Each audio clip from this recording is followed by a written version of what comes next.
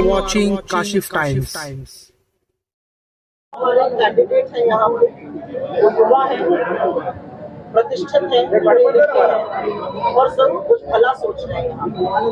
यहाँ पर कांदिवली में जो उद्योगों का दोहन हुआ है, जिस तरह से सैकड़ों एकड़ जमीन हड़पने की कोशिश की जा रही है, 300 से ज्यादा यूनिट को बंद करने की कोशिश की जा रही है, मुझे लगता है कि पढ़े लिखे व्यक्ति जो यहाँ का प्रतिनिधित्व कर सके, यहाँ के स्थानीय मुद्दों को समझ सके और आगे बढ़ा सके, उसकी बहुत जरूरत है। इनके परिवार की एजुकेशन में, शिक्षा के क्षेत्र में एक पृष्ठभूमि रही है और इस पृष्ठभूमि को लेकर जब वो आगे बढ़ेंगे तो जरूर क्षेत्र का भला करेंगे। सरकार को ये कहना चाहता हूँ। दूसरा मैं कहना चाहती हूँ कि कल हमारी महाविकास आघाड़ी ने, जिसमें कांग्रेस, शिवसेना, एनसीपी, समाजवादी पार्टी, जितने भी हमारी पार्टियां हैं, हमारी महाविकास आघाड़ी ने कल 5 गारंटियों का उद्घोष किया और वो गारंटी हर क्षेत्र के हर वर्ग के लिए है। महिलाओं से अगर शुरू करें तो 3000 रुपए महीना देकर हम सशक्त करने की बात कर रहे हैं। फ्री बस सेवा दे रहे, जो हम तेलंगाना और कर्नाटक में देते थे, इससे महिलाओं के हाथ में थोड़ा पैसा ज्यादा आता है। जितनी महिला समृद्ध होगी, सशक्त होगी। परिवारों पर जब दिक्कतें आती हैं तो बड़े बड़े घर बिक जाते हैं, घर तबाह हो जाते हैं। 25 लाख तक का बीमा जो हमने राजस्थान में करके दिखाया, हम वो करने जा रहे हैं। हम यहाँ पर किसानों का कर्जा माफी करेंगे, 3 लाख तक के किसानों की कर्जा माफी होगी। उसके अतिरिक्त हम युवाओं का, और युवाओं को हम एक बेरोजगारी भत्ता जो मिल नहीं जाता है, 4000 रुपए प्रति महीना देने जा रहे हैं। और एक बहुत बड़ा मुद्दा जो कि महाराष्ट्र में जरूरी है उस पर बात करना, महाराष्ट्र चेतना का, महाराष्ट्र रिफॉर्म का, महाराष्ट्र सर्वजन का बहुत बड़ा क्षेत्र रहा है। चाहे वो बाबा साहब अम्बेडकर हो या छत्रपति शिवाजी महाराज की भक्ति, और यहाँ पर समता का एक बहुत बड़ा रोल है। और इसलिए जातिगत जनगणना हम अपनी सरकारें जो कर्नाटक और तेलंगाना में, वहाँ पर सर्वे करा रहे हैं और महाराष्ट्र की सरकार पर कराएंगे। हम यहाँ पर का पैगाम लेके आए हैं, प्यार की बात करते हैं, लोगों को जोड़ने की बात करते हैं। महाविकास आघाड़ी लोगों को प्राथमिकता देती है। हमारे सामने वाले जो है वो आपसी कलह से जूझ रहे हैं, भ्रष्टाचार से जूझ रहे हैं, और जिन व्यक्तियों की नाम के नीचे छत्रपति शिवाजी महाराज की मूर्ति खंडित हो गई, उसका बदला महाराष्ट्र से। विपक्ष का कहना है कि राहुल गांधी जी ने लोकसभा चुनाव में भी कहा था कि खटाखट लोगों के अकाउंट में पैसे आएंगे, लेकिन वो पूरे नहीं हुए। तो ये जो 5 गारंटी है, झूठी गारंटी है। विपक्ष मुझे लगता है कि सेवन करने लगा है कि मोदी बातें बोलता है। राहुल गांधी जी ने पैसा डालने की बात तब करी जब हमारी सरकार बनेगी। अगर हम विपक्ष में हैं तो हम ऐसा नहीं कर सकते हैं, लेकिन जहाँ पर हमारी सरकार है, कर्नाटक हो गया, तेलंगाना हो गया, हिमाचल हो गया, हमारी जो भी गारंटी थी हम उसको पूरी करके उसके बाद वोट मांगने जा रहे हैं लोगों के पास। झारखंड में हमारी घटक दल की सरकार है, हमने इतने उम्दा काम किए, उसके बेसिस पर वोट मांगना है। विपक्ष का काम है दूसरों के खिलाफ दुष्प्रचार करना। आज असलियत ये है कि जो विपक्ष है, जो हमारा विपक्ष है महायुति, उन्होंने बताया कि उसने महाराष्ट्र के लिए क्या किया। बदलापुर में बेटियों के साथ इतना जघन्य अपराध हुआ, उन्होंने क्या किया। पुणे में उन्होंने क्या किया, नासिक में उन्होंने क्या किया। उन्होंने क्यों इतना भ्रष्टाचार किया कि छत्रपति शिवाजी महाराज की मूर्ति 1 साल नहीं चल पाई और वो ध्वस्त हो गई। अटल सेतु में दरारें पड़ गई, पानी भर गया। ये सबूत है इस बात का। इतना भ्रष्टाचार हुआ है कि लोगों को उनके जो संसाधन है, उनका जो इंफ्रास्ट्रक्चर है, उनकी जरूरतें हैं, वो पूरी नहीं हुआ है। झारखंड विधानसभा की जनता को आप कैसे विश्वास दिलाएंगे कि अगर वो यशवंत सिंह को चुनती है तो यहाँ का विकास होगा और यहाँ की एक नया दृश्य विधानसभा में देखने को मिलेगा? मुझे लगता है पन्ना पलटने का वक्त आ गया है। झारखंड की जनता ये समझती है, मुझे लगता है जनता ये जानती है कि एक ऐसा उम्मीदवार मैदान में इस बार है जो पढ़े लिखे हैं, एक शिक्षा की पृष्ठभूमि से आते हैं, शिक्षित परिवार से है, प्रोफेशनल है, हमारे पूर्वांचल से आते हैं। यहाँ पर जितने भी हमारे पूर्वांचल भाई हैं वो जानते हैं इनका काम, और भी जो लोकल लोग हैं वो जानते हैं। मुझे पूरा विश्वास है कि ऐसा व्यक्ति जो शिक्षा के क्षेत्र से आता है, वो उद्योग को, इंडस्ट्री को, फैक्ट्री की जरूरत को जरूर समझ सकता है और उसको आगे बढ़ाने का काम करता है। कांदिवली जो है वो इंडस्ट्रियल एरिया, इंडस्ट्रियल हब कहा जाता है, लेकिन इसके बारे में सरकार क्या करती है, इन सब बातों का उत्तर आपको प्रतिनिधि दे सकता है। कितनी सीटों पर अपनी जीत को देख रही है महाविकास आघाड़ी और कांग्रेस? हम लड़ रहे हैं, हम सब जीतेंगे, इसमें क्या इसमें कोई रोक नहीं है। 288 की विधानसभा और हम पूरे जोर से रखा गया है। 4 को की जनता के बीच में नॉमिनेशन करने के बाद मैं लगातार जनता के संपर्क अभियान में हूँ। सुबह और शाम 2 टाइम पे हम लोग लगातार जनसंपर्क कर रहे हैं, लोगों से उनकी समस्याएं समझ रहे हैं और जनता यहाँ पर परेशान हो गई है। अब यहाँ के पूर्व विधायक से पूछ रही है कि यहाँ पर रीडेवलपमेंट का काम क्यों नहीं हुआ।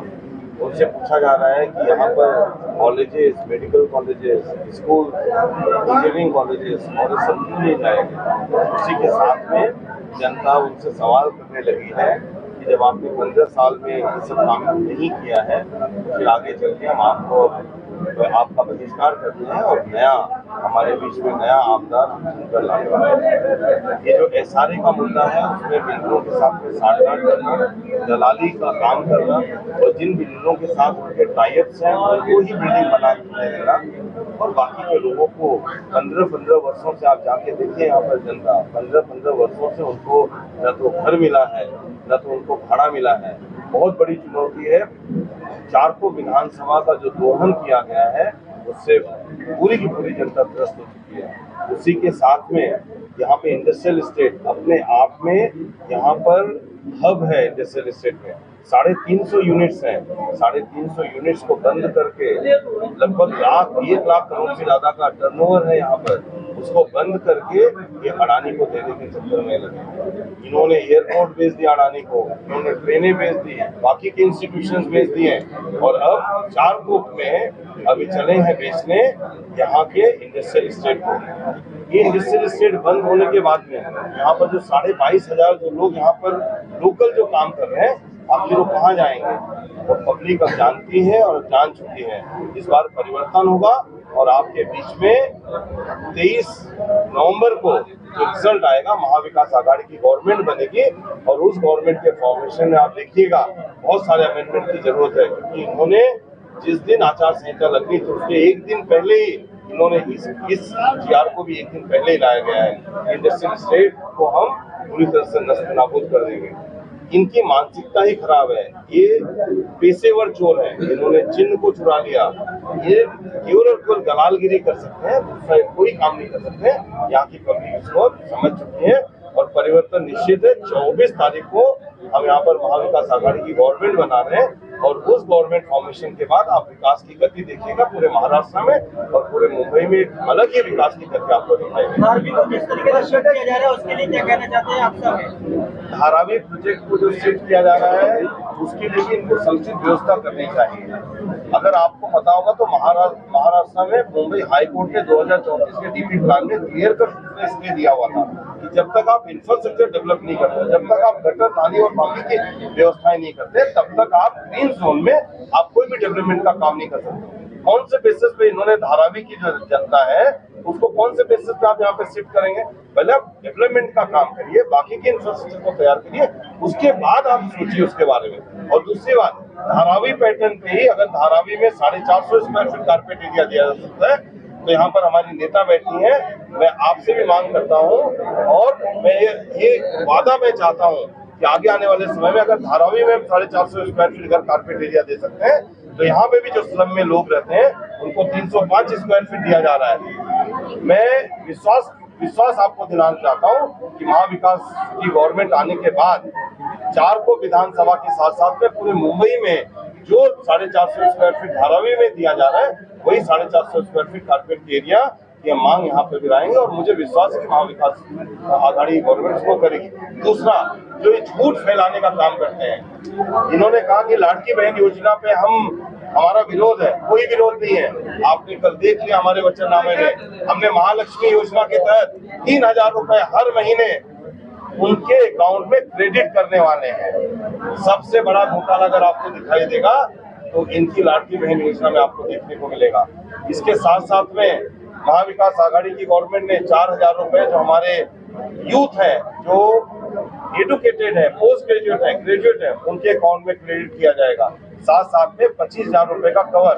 अगर आप या हम अगर 25,000 का आज कवर लेने जाते हैं, 25 लाख का अगर हम कवर लेने जाते हैं, इंश्योरेंस ले जाते हैं, हेल्थ इंश्योरेंस, तो 50,000 से ज्यादा आपको उसके ये प्रीमियम भरने होते हैं। लेकिन हमारी गवर्नमेंट उसको फ्री करने जा रही है।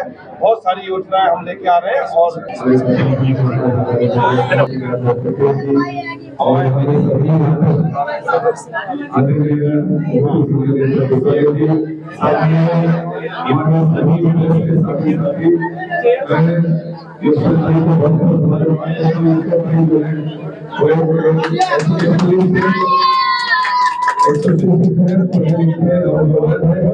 और कई सालों से मैंने देखा हूँ कि लोग सेवा करते हैं।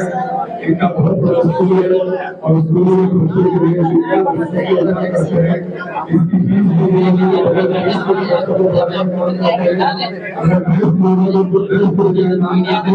उसके अलावा भी बहुत सारे ऐसे वो काम करते हैं जहाँ पे जो एक इंसान उनको मदद करते हैं। तो महाविकास अघाड़ी के सभी नेताओं ने इसको दिखाने का प्रयास और मैं हमारे विभाग के हमारे अजीत बिहारी साहब को उनको बहुत धन्यवाद देता हूँ।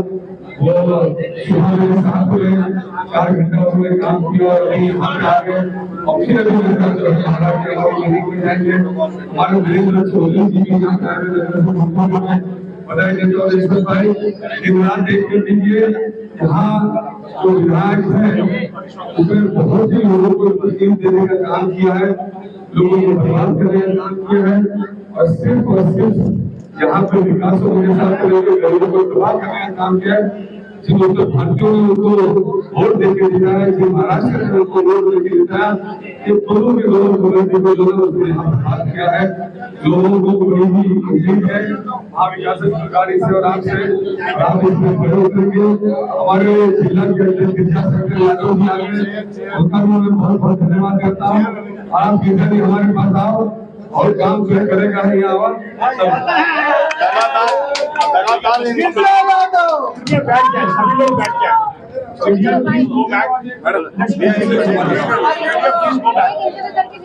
प्लीज गो बैक 2 मिनट अरे